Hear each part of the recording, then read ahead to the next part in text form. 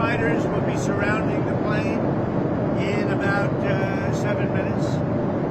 Oh, I heard they threw you out of the press conference. They tried, but Caroline stopped them. Caroline saved you. You're lucky. You're lucky. You were a little out of control. How's the trip going so far? Well, I was asking very about your well. meeting with the Syrian I think it's really president. going well. Great relationships. And now we're meeting with the group that's fantastic. The Emir is a great guy. I know him all very well. How are you? Good, thank you. You're going to be surrounded by 8 fighters, in about 7 minutes. Then you say, do we need them? And when they say yes, that doesn't make me feel good, right? What's the threat? Did they tell you what the threat is? No, let's assume there's no threat. We have to assume that. How did you find the Syrian president? Right. I think very good. Young, attractive guy, tough guy. Strong pass. Very strong pass fighter. Does that worry you But at he's all? got a real shot at pulling it together. I spoke with President Erdogan, who I'm very friendly with him. He feels he's got a shot at doing a good job. It's a torn up country. Do you think Syria will join the Abraham Accord? Yeah, but I think they have to get themselves straightened out. I told him, I hope you're going to join when it's straightened out. He said yes. But they have a lot of work to do. What about Lebanon? Do you think there's a path for Lebanon to normalize relations with You know, Israel? a friend of mine is the new ambassador to Lebanon, and I didn't even know, and I never knew his relationship, but he was born in Lebanon. And he said, I'd like to be the ambassador. He's a very successful guy. And I said, that's very dangerous. He said, I don't care. I love my country, and it's worth it to do. Sort of a beautiful story. You may want to go and interview him sometime, Michelle. He's a great guy, but he's a groomer, almost a groomer. But, there's a danger there for a very successful man to go and do that. I said, you sure you know what? You do it. It's like Doug taking pictures, right? So you got some good shots, I guess. It's a beautiful scene. The last scene at the airport I thought was beautiful. We rode out together. They generally don't do that. On They Iran, don't generally meet presidents. There have been some reports of the Syrian president wanting a Trump Tower in Damascus. Did that come up at all? No, that I haven't heard. We'll have to wait a little while. Let things calm down a little while with the country. I think he's going to do. He's got the potential to do. He's a real leader. He led a charge, and he's pretty amazing. But did you see him? Did you get to see him? No. No, he was there. He was with us at the event. Did the PGA Tour or Live Golf come up at all in your conversations with the Crown Prince? No. You mean the live? Yeah. No, we didn't discuss it. what about the Saudi intelligence agent? The 9/11 families want the Saudi intelligence agent to be extradited to the United States to face charges for 9/11. Did that come up in No, conversation? it didn't. But I know all about it, but it didn't come up. On Israel, you're not going to Israel. Does this trip sideline Israel at all? No. This is good for Israel. Having a relationship like I have with these countries, Middle Eastern countries, essentially all of them, I think it's very good for Israel. Can I ask you again on Israel? On the hostage deal, did any of your people speak with Israel about the release of the American hostage? I'm sorry, on the sanctions lifting of Syria. And let me ask Ina first. What credit does Israel deserve, if any, for that release of the hostage? Well, they've been fighting a long time. They're warring. And I think they deserve a lot of credit.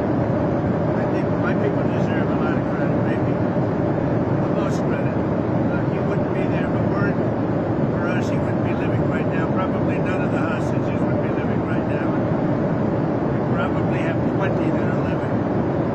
And we'll be getting out step by step. We've gotten a lot of them out.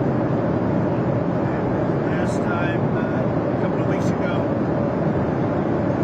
10 people walked into my office, the Oval Office, and they said they had a 59 on their shirt in front.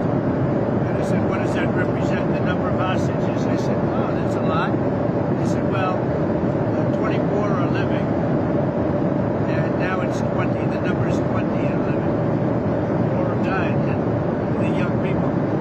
people don't die. You know, young people are killed, they don't die. Okay.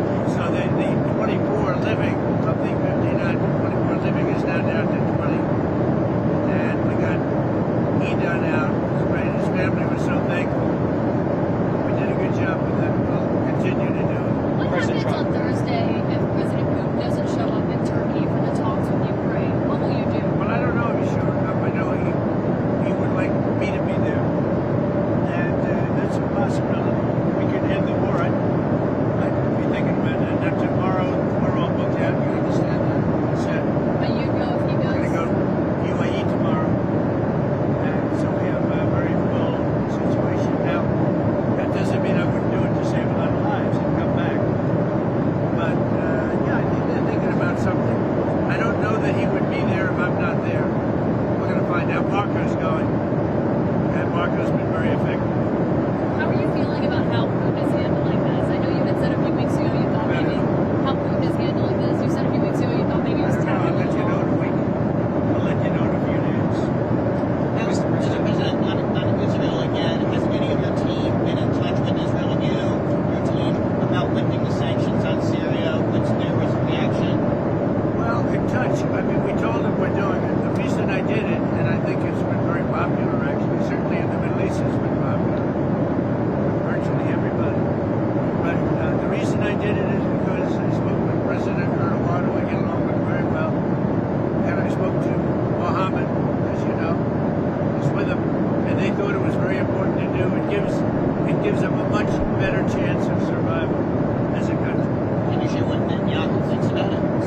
Well, I think what's happened is Turkey feels we should do it. Other countries don't.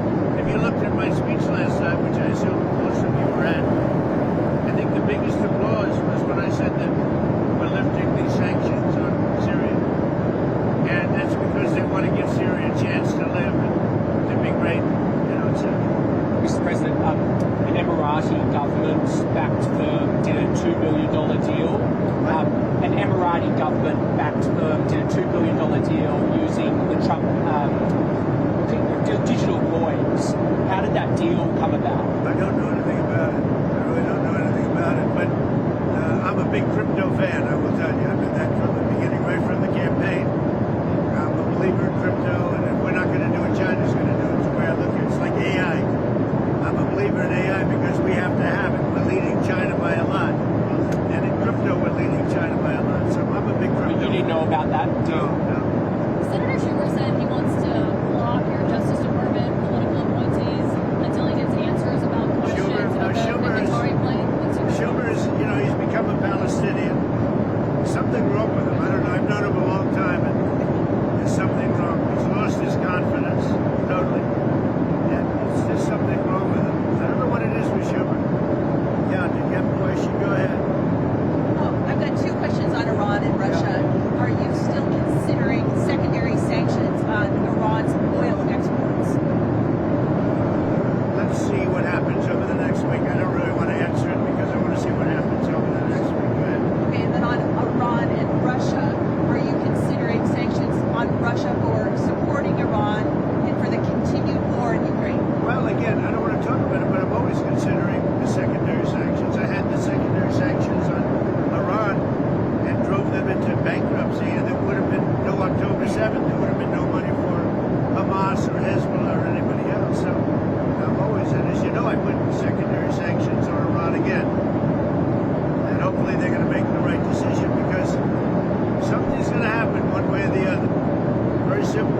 It's going to happen one way or the other. They can't have a nuclear